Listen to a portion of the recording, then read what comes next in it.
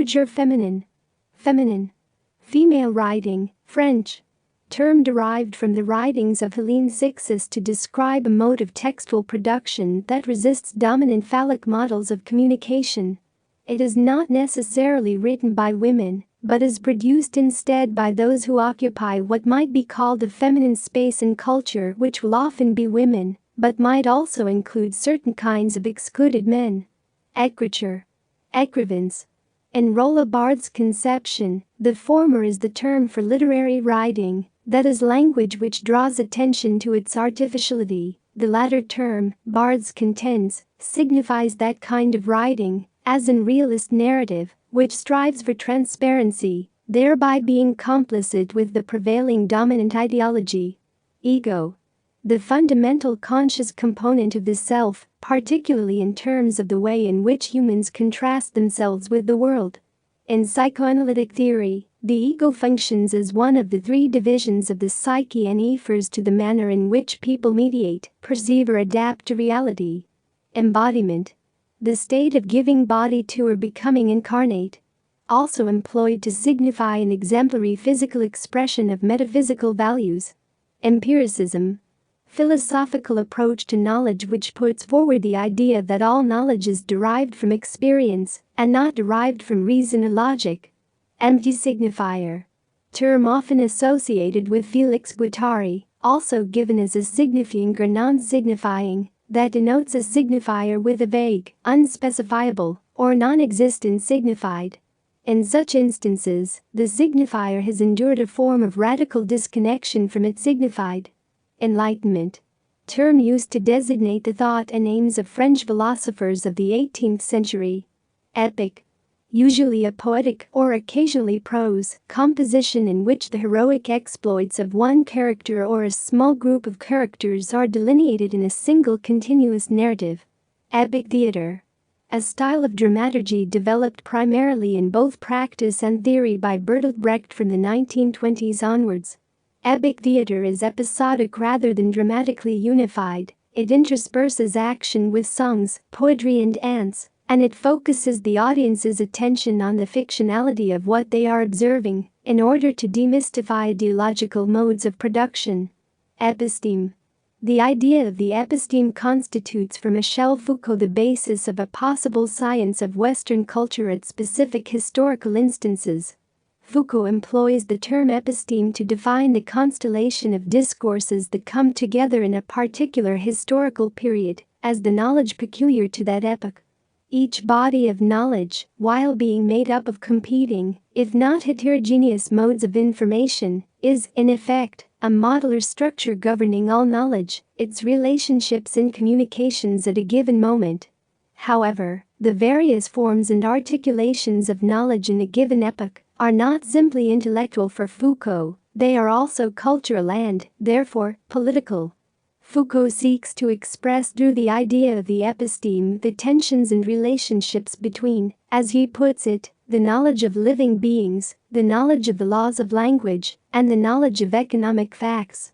For Foucault, it is the function of the historian of ideas to disentangle the various discourses which constitute the episteme, as though these were so many layers constituting an epoch, hence his use of the figure of archaeology, so as to indicate the various sedimented strata of knowledge, which are themselves discontinuous between epochs. Epistemology. Branch of philosophy which addresses the grounds and forms of knowledge. Michel Foucault employs the idea of the episteme to indicate a particular group of knowledges and discourses which operate in concert as the dominant discourses in any given historical period. He also identifies epistemic breaks, radical shifts in the varieties and deployments of knowledge for ideological purposes, which take place from period to period. Epoche. Philosophical concept, first encountered in Greek skepticism and subsequently in phenomenology. Epoche names the principle of the suspension of judgment in any encounter with undecidability. In phenomenological discourse, assuming the epoche, the subject sets aside all factual, historical or empirical knowledge in order to apprehend phenomena and one's consciousness of them. Epistolary novel. A novel form, popular in the 18th century, the narrative of which is presented through a succession of letters, often between different characters, as in Samuel Richardson's Clarissa or Tobias Smollett's The Expeditions of Humphrey Clinker. Erasure. The gesture of erasure, or placing a term under erasure, refers graphically to the act of crossing out a word, but retaining the word in the crossing through. Martin Heidegger employs this practice in The Question of Being, in which the word being is crossed through. Heidegger's purpose is to show how the term can no longer be employed, given that the concept as it is used has slipped away from, and thereby forgotten, the question of being. For Heidegger, the very idea of being is always presupposed.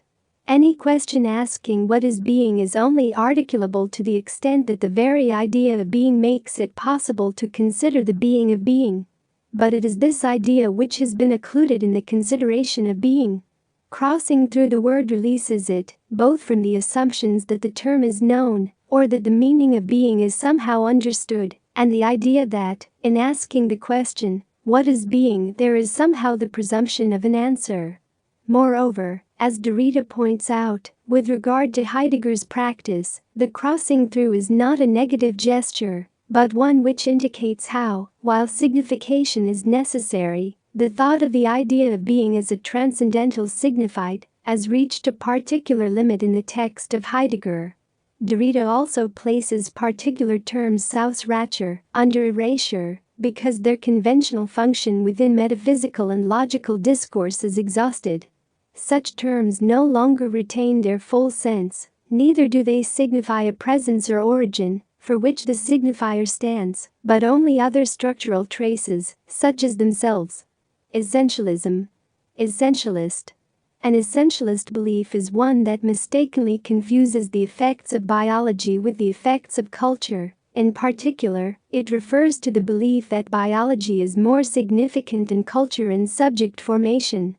It is often used as a term of disapproval by critics. Estrangement. Like defamiliarization, estrangement is a process of making one's experience of text or artwork strange or, more particularly, distant. Its aim is usually to subvert the reading experience or viewing experience in the visual arts, theater and film, away from conventions and habits. Sometimes given as a translation for the Brecht's term verfremding, which is more commonly translated as alienation. In the context of Brecht's theater, estrangement names the theatrical practices by which the audience are encouraged to engage intellectually and ideological with the political and philosophical issues of a play by the deliberate foregrounding of theatrical artifice, thereby seeking to prohibit the audience's engaging empathetically with the subject material or the characters. Ethics. A set of moral principles or values, as well as an understanding of moral duty and obligation. Ethics also refers to accepted standards of conduct. In literary theory, ethical critics address the moral properties inherent in literary works in an effort to understand their social, cultural or aesthetic implications for readers and texts alike. Ethnicity refers to a given individual's racial, national, cultural, religious, tribal or linguistic background, classification or affiliation. Ethnocentrism, term designating the cultural analytic by which other cultures are judged, read or interpreted according to the implicit or explicit assumption of the centrality, superiority or primacy of one's own culture. Ethnocentrism has been most visible historically in Northern European attitudes towards non-European cultures, or otherwise in the cultural assumptions made by technologically advanced cultures, particularly those of the Northern Hemisphere towards those cultures not so technologically developed.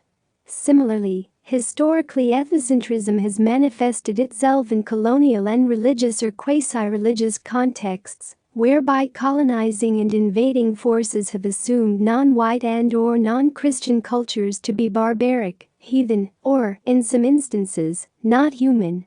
Ethnocentrist attitudes thus transform relative difference between cultures into value judgments mobilized by an ideology of hierarchical identification and comparison, in which questions of race also figure extensively. As a corrective to ethnocentric tendencies, cultural relativism has stressed that cultures cannot be evaluated for their merits or faults in comparison with other cultures. Rather, a structural approach to ethnic cultural analysis has emerged, which seeks to identify the various constituent elements and their interrelations within a culture, which gives a particular culture its identity. However, such an approach is still not free from the problematic of ethnocentrism inasmuch as the act of analysis and the epistemological frameworks that generate analysis can still be marked invisibly by cultural assumptions. Ethnography, systematic and organized recording and classification of human cultures. Existentialism, a philosophical movement that involves the study of individual existence in an infinite, unfathomable universe. Existentialism devotes particular attention to the individual's notion of free will and interpersonal responsibility, without any concrete knowledge of what constitutes right and wrong. A variety of 20th-century thinkers and writers have explored the possibilities of existentialism, including Jean-Paul Sartre, Martin Heidegger and Simone de Beauvoir, among others.